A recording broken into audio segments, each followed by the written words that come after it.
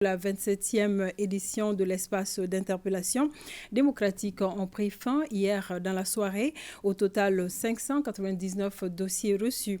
Des interpellations qui ont trait au paiement de créances aux fonciers et à l'accès aux documents administratifs. Le président du jury d'honneur a insisté sur la diligence de tous les dossiers retenus. Youssouf Diakité et Adama Kamara.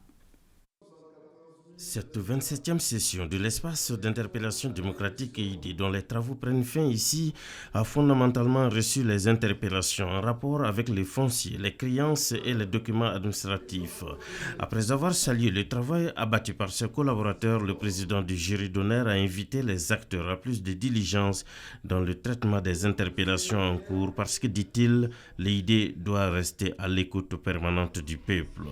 Les interpellations que vous venez d'entendre portent sur des questions et des problématiques aussi complexes que pertinentes de citoyens pour lesquels le gouvernement, avec humilité, s'est évertué à proposer des solutions, à fournir des réponses et à s'engager pour un suivi diligent des dossiers. Je puis vous assurer qu'en ma qualité de président, je me suis employé, ainsi que les membres du jury d'honneur, à faire preuve de professionnalisme et d'impartialité. Pour la 27e session, le secrétaire permanent a enregistré, Madame le médiateur de la République l'a rappelé, 599 interpellations contre 334 l'année dernière. Lors des travaux de dépouillement de cette session, la Commission a classé les interpellations comme suit. 4 dossiers déjà satisfaits, 38 dossiers pour lecture, dont 3 ont trouvé des solutions à la satisfaction des interpellateurs. 2 autres ont été approuvés par les ministres concernés. 404 dossiers pour suite à donner et 153 dossiers ont dû être non retenus. Le ministre de la Refondation, représentant le Premier ministre, retient que les recommandations formulées seront rationnellement traitées.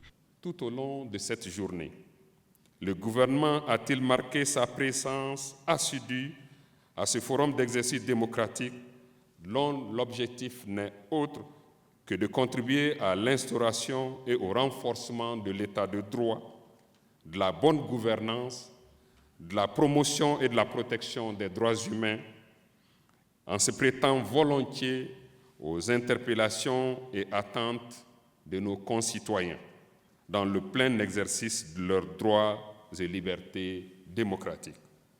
Le gouvernement a noté avec intérêt que la majeure partie des interpellations a porté sur les litiges domaniaux et fonciers, les demandes de paiement de droits et l'exécution des décisions de justice.